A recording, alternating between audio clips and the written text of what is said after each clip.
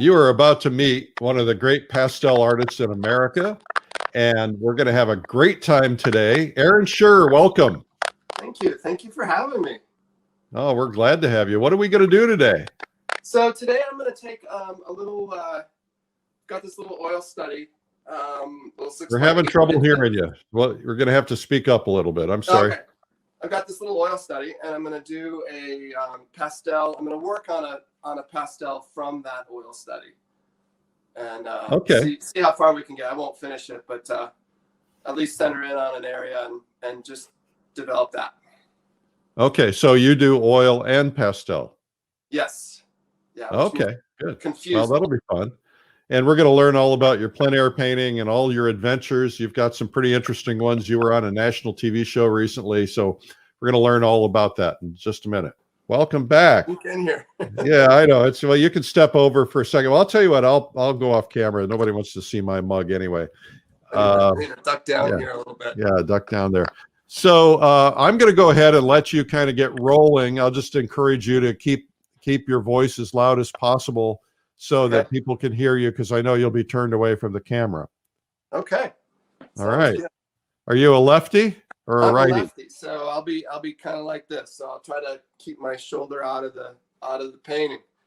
Okay. Yeah. So what I'm working on here is this is a little 6x8 over here. It's an oil, and this is a little teaser. I'm doing this sale right now. It's a 12 days of Christmas.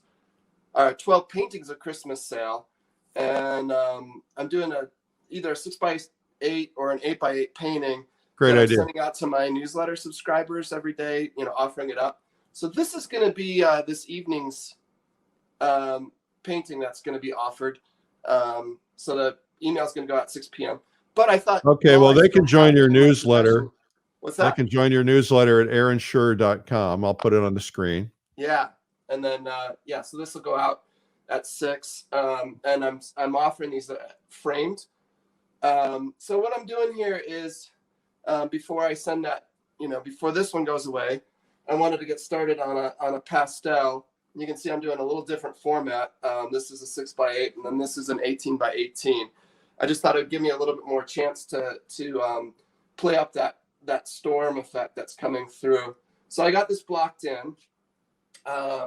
Aaron, the small one, the study is an oil study you did on location? Yeah. I didn't end up doing this one. I'd like to say that I did. This was down in the San Juans a couple of years ago, and I did paint that day. This is one of the photo references I took on my way back. That's fair. Nothing wrong with that. Yeah, so it's just been a picture that's been sitting around for a while. And I keep looking at it, and I finally took it out and thought, I really like the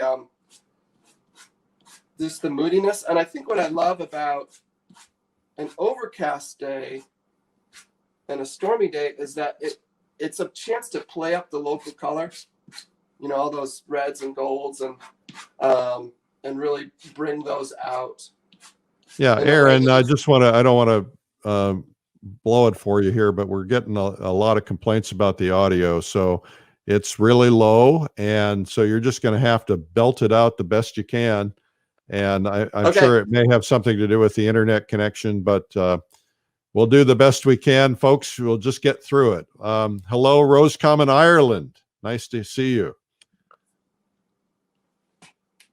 Okay, so can you hear me now? Is that a little better? Not much. Wow, I'm right by the. Okay, I'm gonna try to stand right by the phone.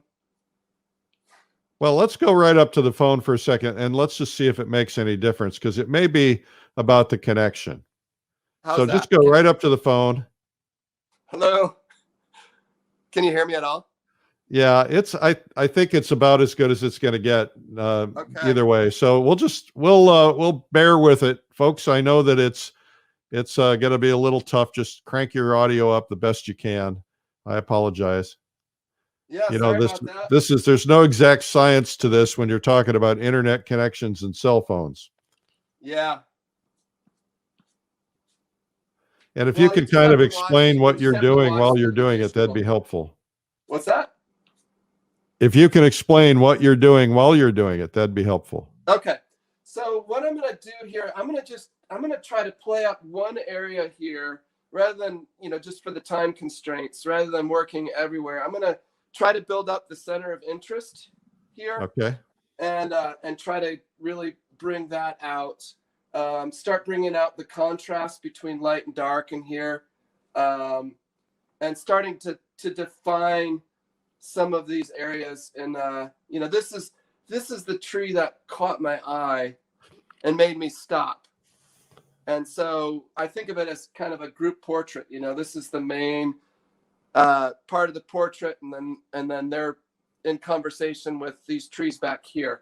So I'm just going to build up this area here and try to, just to give you a sense of where I'm going to go with the rest of it and see how far we can get. All right. What's the key to painting birch trees? Is there a particular magic to it? What's tricky about aspens is those are aspens. In this case, right. You got a light against a dark, and then as it comes up into the sky, it's actually a dark against a light because the light of the sky is coming through.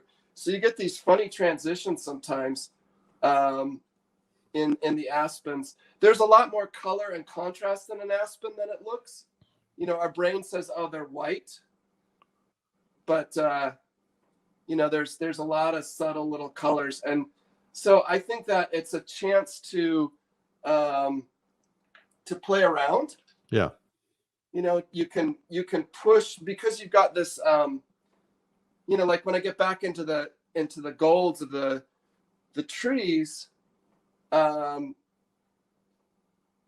got those bright colors. But in here, I can play around with little warms and cools within the structure of that tree. The other thing I think about, it's a little like looking at if you think of a still life, you're looking at a vase.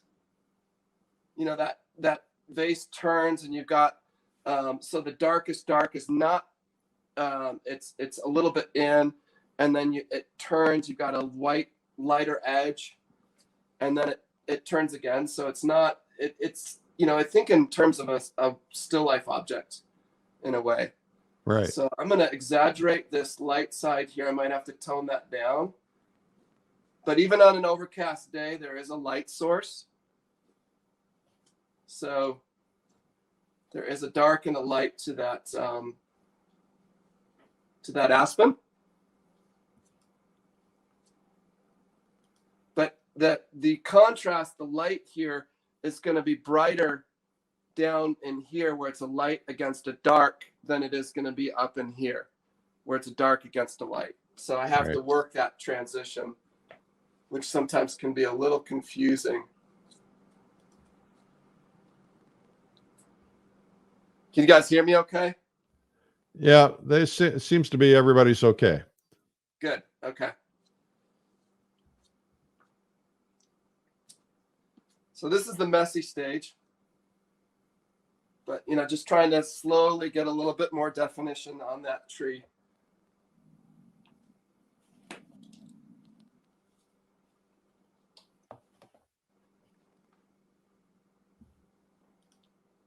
And so one of the things I want to do here, there's two ways I can play with the contrast between the tree and that stormy sky.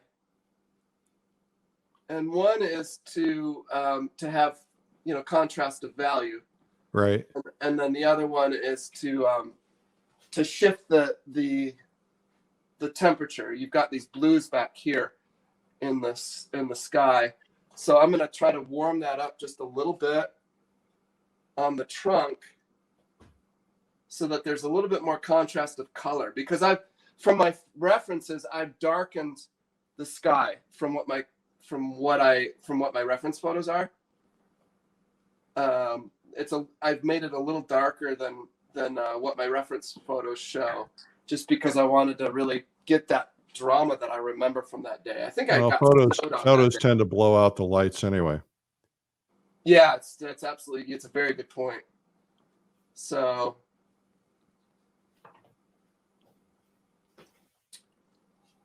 Oh, and I should mention while I'm working on this, I'm going to, at least part of this will be used in, I'm putting together a pastel course for Sentient Academy. Uh-huh. And this will be like a full, 9 or 12 week course, all the nuts and bolts of pastel. And so I'll use at least part of this in one of the lessons there. So that would be a fun thing to look up. All right. So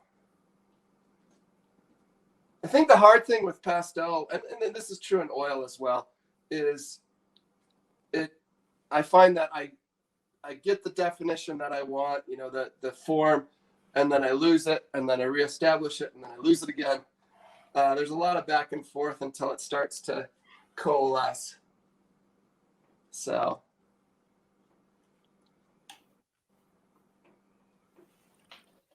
but you can see it's starting to get it's a little bit messy, but it's starting to get a little bit of definition there.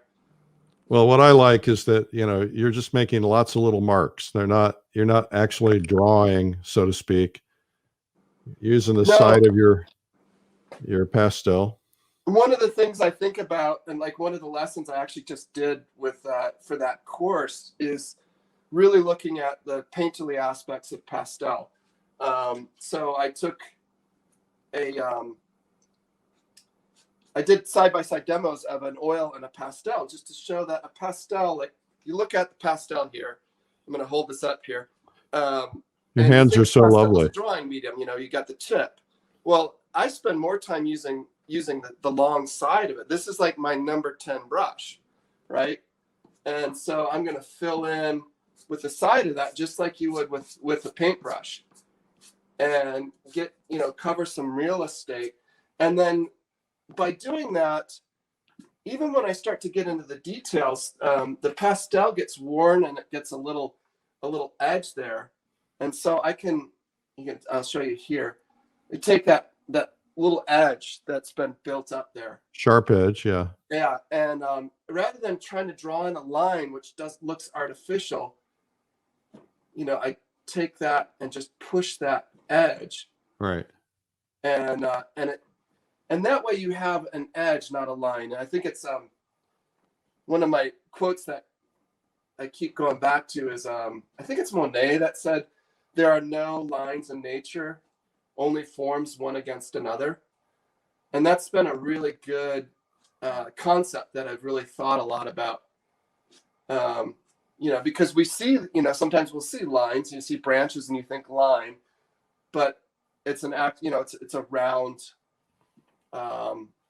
object. It's not a line. So trying to get that sense of just working these edges one against another, these forms, like here, this is a blue earth pastel. You can use the edge there and play around with the different sides of the pastel and get something really fun and more vibrant. Hello, Manitoba, Canada. Hello, Czech Republic. Hello, Norway. Wow. Yeah. That's You're exciting. pulling them in. You're a popular guy. That is one of the silver linings of the pandemic, is just this connection, I think, that we've been making as a global community, global art community. It's pretty neat. Good. Yeah, I agree. Hello, Brazil. Okay, so what I'm going to do here is I'm going to start to establish a little bit more the extremes of the value range. So this is kind of my workhorse here. The this color in here, this is going to carry through. I'm going to be a little softer with it, and then I'm going to take a brighter color in here and let myself play up a little bit more edges. This is the kind of work, though, that I want to be stepping back a lot, because I find that there's a magic line when you start to tease in a little bit of detail here, like the bright colors on the grass, Yeah. it's pretty easy, at least I find from my experience, to go too far. Yeah. And or to lose sense that you still have to be orchestrating these, these highlights, these lighter bits on the grass. You still want to be grouping them. Trying to indicate. Yeah, that's a good way of putting it. So, but anyway, so I'll keep working that out, but I'm going to just keep kind of work.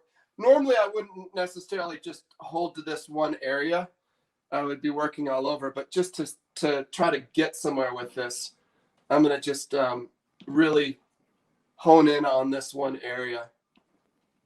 So again, rather than trying to get the perfect edge on that aspen, I can use the negative, which is the bright colors of the leaves here, to refine the edges on that on that tree.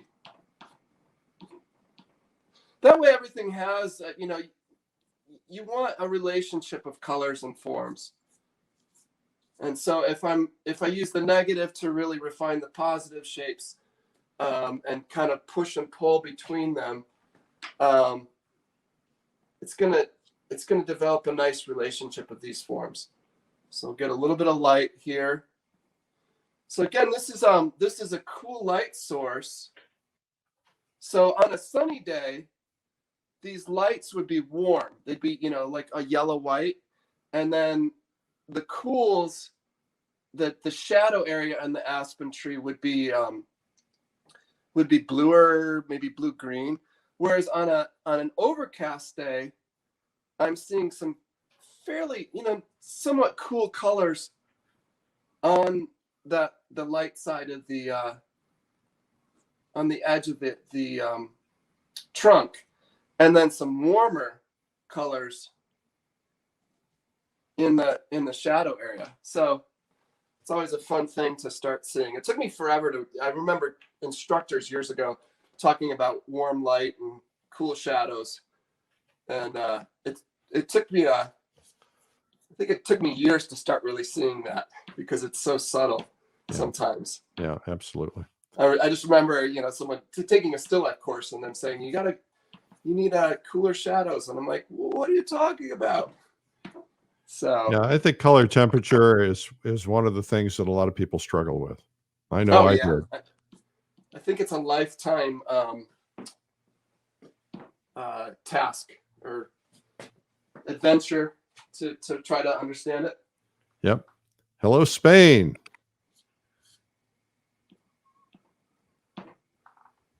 So I did speaking of Spain, I did a fun series this summer when everything was getting canceled.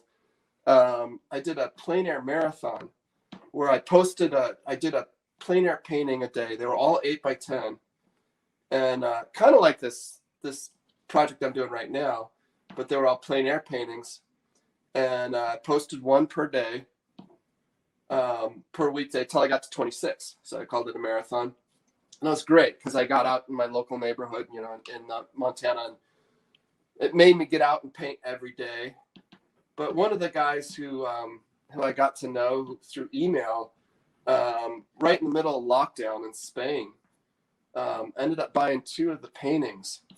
And I thought it was extraordinary that, they're right in the middle of a pandemic and in lockdown. And he's like, I got to have something to look at. So that was fun to make that connection. Yeah, okay, this has become an international family. It's a lot of fun. Yes, absolutely. And I think that's... Oh, you're in Montana. Did you say Montana? Yeah. Lovely area. I'm about an hour north of Yellowstone National Park. So, all right. I mean, I'll just grab like this. I think you showed this one. Let's see if I can you see that? Yep. This is about 5 miles south of town. Yeah, it's really tough. So, really tough to live in a place like that. It's yeah, there's those jokes about artists and artists before quarantine, you see them behind the easel. Artists during quarantine, you see them behind the easel. Artists after quarantine.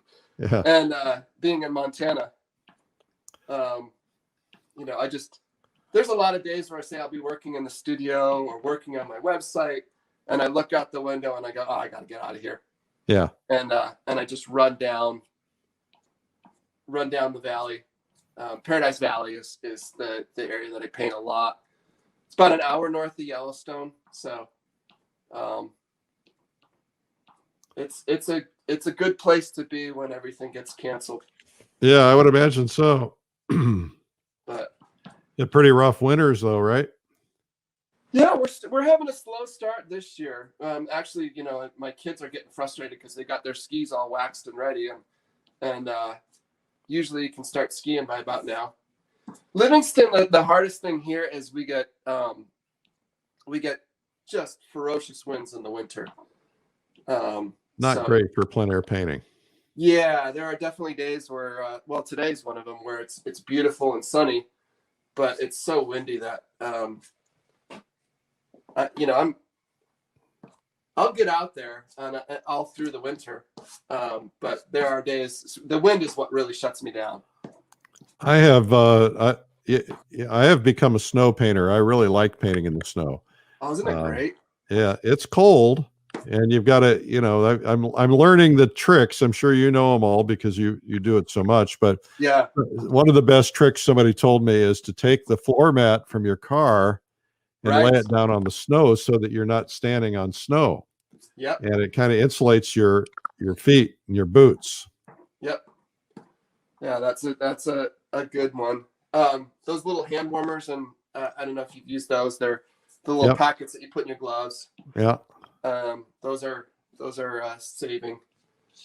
Hello, Romania. First timer, I think. Welcome. I love hearing all these places. This is so exciting. And India. Hello, India. There's a huge art community in India. I took I did another. I've got 2 recorded workshops with Sentient Academy that I did, and one was there's a lovely young woman from India that took the course, and we've been corresponding since the course. You know, someone who's really learning to paint, and she was such a wonderful student to have, and it was so much fun to be able to interact with someone from a different country, even via Zoom or digital. But I really enjoyed that. It's a beautiful thing. Yeah. So one of the things I'm thinking about too, and one of the things to really think about when you're doing something like an autumn scene, where you've got these really intense colors, you can see that the intensity of the aspen colors here are going to be played off of these more neutral colors in here. So I mean, you can make a decision to go like Fauvist and make everything over the top, but then it's just going to be about color. If you want to still a sense of that moodiness and light, you really have to think about playing color against, like here, you know, color against neutral. The neutrals in this case are fairly warm because, like I said, you know, one of the beauties of an overcast day, you know, overcast days are those days that you're like, oh, I mean, I always think, oh, I'm going to just stay in the studio. It's, you know, it's threatening storms, or it's overcast. It's not that nice. But then you get out on a day like that, you know, a day like this, and it's like there's so much drama and mood, and the palette is warmer. So do you ever struggle with the idea of colors feeling too garish? I find that when I paint fall colors, I'm seduced by the intensity of the bright reds and yellows, but sometimes you get them back in the studio, they're just like feeling too colorful or too saturated. How do you deal with it? No, absolutely. I hear you on that one. And I think that's, I think it's making those, I mean, I don't have the full answer on that one because I have the same, you know, I have the same issues sometimes. Sorry, I'm looking for a color here. That's all right. Hi, New Zealand. Welcome. I see the, let's see, Northern Arizona University Alumni Association saying hello. Hello, Deborah. Welcome. So I think that, like it kind of relates to what I just said, that you want to, some of it's making strategic decisions about what areas you're really going to play up the color. So, in this case, you've got these really rich colors here, but what are they played up against? Are they, if it's all this, and then if I'm really, really bright in here, then it's not going to, I want places of rest and I want places of excitement. So I think a lot about that, about using the bright colors, fall colors, to orchestrate the scene. I don't know if that answers your question. It helps, certainly helps. I mean, I think that, the idea of the neutrals really makes a lot of sense. Now, you don't have a lot of cool colors in the foreground. You have cools in the background.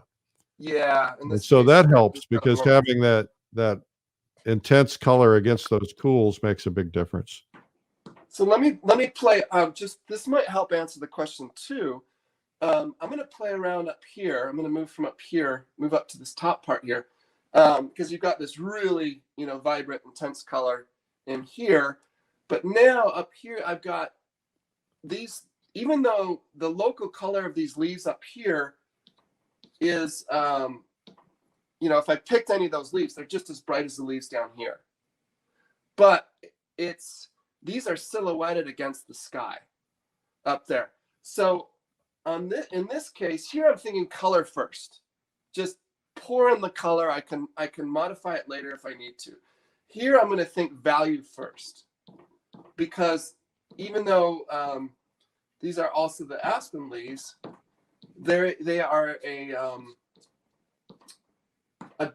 they're a dark against a light, and they're silhouetted. So I'm not, the human eye isn't very good at seeing contrast and color at the same time. Like if you're looking into sunshine, you can't really see the color very well. So it's one of the things to think about, is what kind of light you have. If this is, this is being lit and it's not against a high contrast, so the color is really showing, your eye can really catch the color. But up here, my eye is going to see contrast first. Same thing over in here on this one. It's just going to see the dark and light. So I'm going from this, bright colors here, stuff like that, to this darker value, very subdued color. And what I'll do, I still want to get the sense, I still want to tell you that there's color up there. Right. So what I'm going to do here is I'm going to get a little bit of this darker value. I could go even a little darker than this, I think.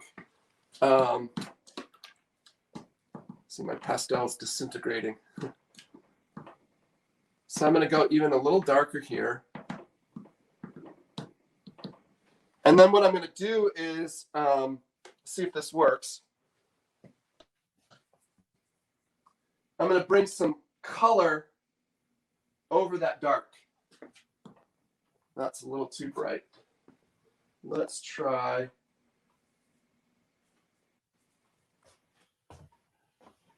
A lot of pastel work is putting things down and going, oh, that's too this, that's too that. Let's try this. I think that's kind of the way it is with everything. Yeah.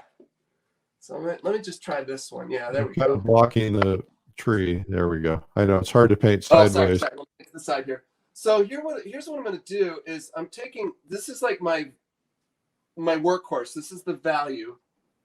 And then I'm going to go over the top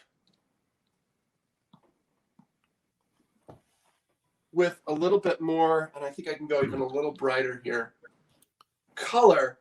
And that hopefully that color is going to be married to the value here. but In not oil, the same value. It looks like oil it's you a can do a lighter little bit more value. to mix. You know, like in here you can see. I mean, I did that as well here, Right. but you can mix that a little bit more. Here I'm having to get a little inventive because of the color choices I have in my palette. What are you A lot of painting working in on? Are you pastel. painting on a panel? This right now, usually I have this. Usually I dry mount the paper to like gator board or hardboard. And are you This using a sanded paper? no, this is it acts like a sanded paper. It's pastel matte. Pastel Um, matte. Okay. yeah, it's a French paper. It's kind of crazy. It it acts a lot like a sanded paper, but it doesn't have, like, if you feel it, it feels like a cardstock. It doesn't Yeah. have a tooth like a sanded paper. Yeah, that's kind of nice. But you can see it. Yeah, I mean, I'm building up layer after layer after layer. It's a little bit more permanent than a sanded paper. A sanded paper, like on a sanded paper, it's really easy. Like, say if I really mess up, I can just kind of brush it off with the sanded paper. This one, it's a little bit more permanent. So I have to be a little bit more deliberate with my choices. But I love that it builds up the layers. It doesn't eat up the pastel quite as quickly as a sanded paper. Yeah. So, do you ever use, I know you do oil painting as well. Do you ever use oil pastels with your oil paints? I haven't tried it. It's wonderful. I've been playing with that lately. And because you can get some marks you just can't get with a brush. Oh, right. And you're mixing the two? Yeah, you can mix the two. You can paint. I learned it from Rose Franson when we did a video with her. And so she just puts this oil pastel, on top or mixes it in with the paint. It's wonderful. Wow. I might have to give that a go. Yeah. Sennelier makes it. It's good stuff. Big oil sticks. I've seen it. I just have never given it a try. Yeah, it's fun. The medium that I would like to maybe over the winter start to figure out is gouache. Yeah. Well, then you should attend Watercolor Live. Larry Moore's going to be doing a gouache demo. Ooh. Yeah. What is it? Is it Mike Hernandez? Mike Hernandez. We have a video out on Mike Hernandez that did gouache. Yeah. Yeah, I love that work. And what I've been thinking about it is, I do these. I occasionally will do backpacking painting trips. Like this summer, I did a 6-day trek across the Beartooth Mountains with my oil gear, and there was times, my pack was 60 pounds, over 60 pounds, and there was times I thought, I should learn gouache because that would be a lot lighter. Yeah. To do a trip like this. Yeah. Well, on trips like that, it's pretty good to go for a 4-color palette. Yeah. Yeah, but even then, just with by the time I got the tripod and the. Oh, I know. But it's worth the trouble though somehow. Some days. Yeah. Yeah, this summer, the other big trip I did this summer with, having things canceled was this 26-mile trek across the Beartooth, on my own, and I did I think I did 10 paintings on the trip over 6 days, and then you just camp out. Yeah, I just depending on where I was and what the mosquitoes were like, what the weather was like, I either just bivvied out. I've got a sleeping bag and then like a little Gore-Tex bivvy bag that goes over it. So some of the days, I'd just be out painting and I think, it's gonna get dark, and so I just find a spot and throw my sleeping bag down. And the great thing is then I get up in the morning, make my coffee, and look around and start painting. Yeah, then you're getting up with the sun. Yeah, don't have to set an alarm because it's just in my sleeping bag. So you can start to see that, you can see the difference between how I'm handling the color against the sky here versus Yeah, it's a lot darker here, a little more muted. Yep. And as I go, like as this develops, I'll have to really gauge how these relate, as I build it up. The other things I think about color that I really want to touch on for pastelists out there is it's really easy. I'm going to move that down. Sometimes when you're working with pastel, and I think this is true with oil as well. Actually, it's true for any medium. So you put down a color, and there's times when I look at that color and I go, "Ooh, that's a little bit too strong. That's a little too intense. It's a little too vibrant." And so I want to just immediately tone it down. And I guess my experience is that I tend now to just leave it alone for a while. So if I put down a color that seems a little too bright, unless it's really obvious, build up that context around it and then decide if it's too bright. Especially in plein air painting, I find that sometimes, like when I'm working, teaching a workshop, I'll see students just try to knock down their color because they put down some color and it feels too like it's too much. And then at the end of the day, their color's all very muted and not very exciting. When they started off with some exciting color, but color exists in context. So you want to build that context around, say like this area that's really bright, build up that context around it. And then if you need to knock down that color at the end, then you can do that, if it's still too strong. But sometimes we scare ourselves into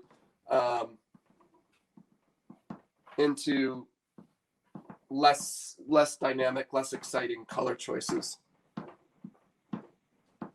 And then the other thing, like I've said before, that I really think a lot about with color is just, again, it has to do with context, is really playing up color against neutral and deciding, really thinking about, is this about the value? Is the value more important than the color here? Is the color more important than the value here? I mean, obviously they're both important. They have to work in concert with each other. But which of the two is more dominant in that case?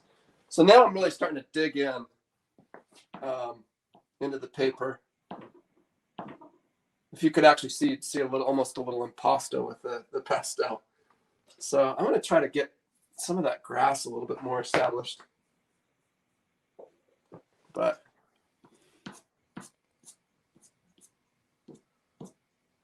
you got about 7 minutes, so you're cranking it out. I'm trying. Well, this one's not going to be finished. That's for sure. We'll post it when I do get it done. But I think you can start to see where the whole thing's going.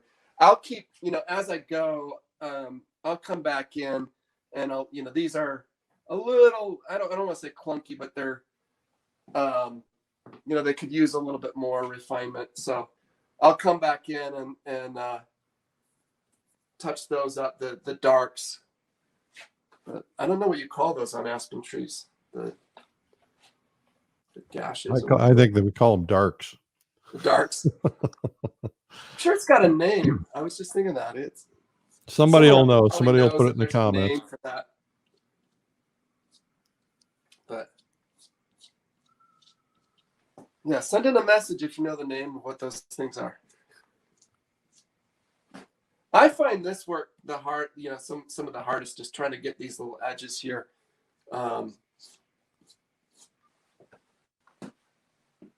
They can take too much attention if you go too far with them. So when you're out in the field, painting on location,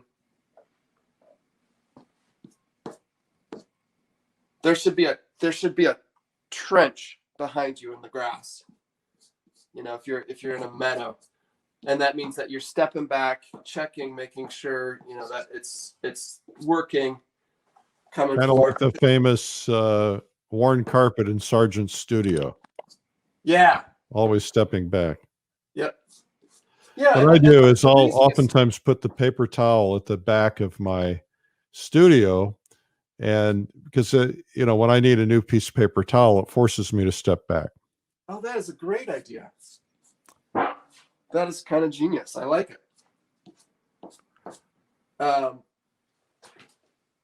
But yeah, you want to be stepping back because it's so easy to get detail, especially is seductive.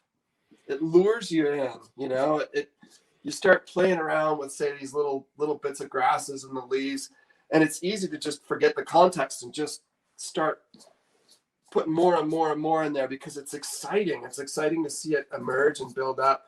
But you want to keep stepping back because at the end of the day, you're telling a story, and you think of it, if you're in a bar telling a funny story, you don't need to describe what every person was wearing, what they did that day, what they ate, how they felt. You want to get to the punchline. You want to get to what makes the story funny or what makes it interesting.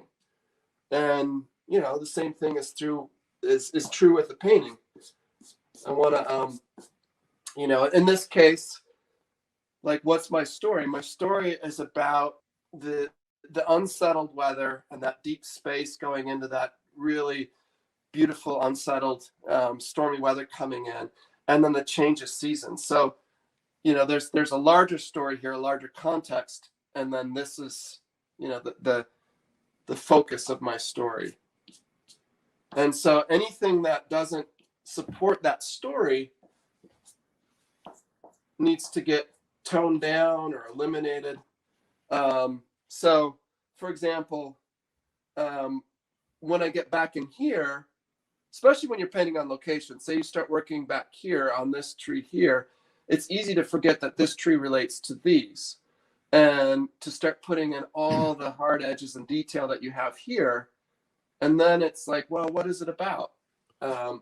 So always be checking against your main idea. Somebody asked if you smoothed the sky. We didn't see you paint the sky, but did you smooth that with your fingers? A little bit. A lot of it is, so there's a couple ways to do this, and I can maybe demonstrate a little bit here. Yeah, you got a couple minutes. Yeah, so you can blend it a little bit, but the thing that's dangerous about blending is that it also will knock down the vibrancy of the color. Right. The other way is, with this paper, as I build up layers, and I say, as I go further in, as I layer up, I'm going to have a lighter touch, and that pastel will actually do a lot of the work of blending.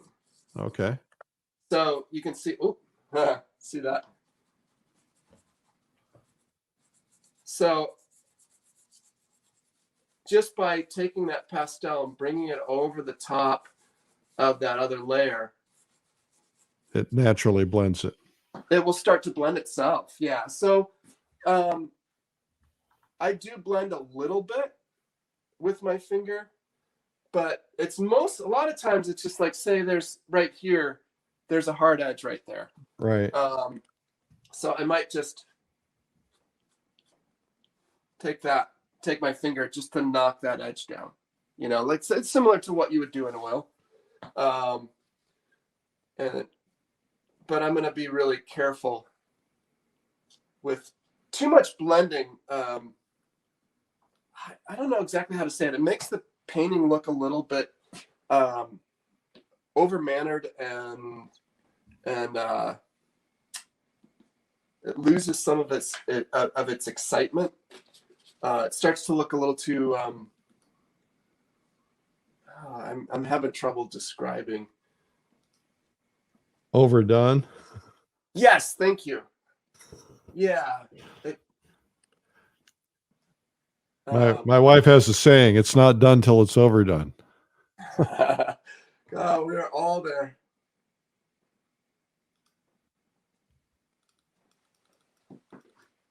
Yeah, I struggle with that. I think sometimes I think about it as, you know, when I'm painting, I don't want to prove anything. I want to communicate something. So, you know, like it's easy to want to, I don't know, like it's that junior high thing. You want to prove that you're good. You want to prove that you can paint an aspen tree that's really convincing. And that's not really what moves people. It's that you communicated something that's personal to your own experience. And so I have to just try to remember that that's what it's about. Starting to block it again, but well, it's really interesting to see how rapidly that came together, how beautiful it is. What a nice job. You're a good teacher. Well, thank you for having me on here. This is really fun. Yeah, why don't you put the camera back on you for a second, and then we'll chat for just a second before we go. Okay, I'm going to do this back then a little bit. All right. You were on the Kathy Ireland show. Isn't that right? Was it Kathy Ireland? Kelly Clarkson. Oh, Kelly Clarkson. Yeah. Cool. That's neat. And I saw the segment. I don't remember exactly what they said, but they basically kind of called you a modern day Monet or something like that, right? Actually, it was kind of funny. She called me Bob Ross 2.0. You're going to have to grow your hair out. I said, you know, we all love Bob Ross, but I hope you understand that he's not a great painter. Well, you know, to his credit, he brought a lot of people into it, and absolutely. You know, everybody has to start somewhere. Yeah. Well, and that's why, you know, when she said she wanted to say, you know, call me Bob Ross 2.0, I was like, no, that's great. I'll take that as a compliment, because he did a lot to get people excited about painting, and you know, that's what it's about. Yep, absolutely. Well, you know, there's so many different styles. It's, you know, anybody who's painting, I'm all for it, because I think it's, you know, it's great for us. Well, Aaron, I'll remind everybody you can go to Aaron's website, and it's aaronschuerr.com, and you can find out all about all the stuff, the paintings that he has for sale, the courses, and everything else that he has. So check it out. And Aaron, thank you so much for being on today. Oh, thank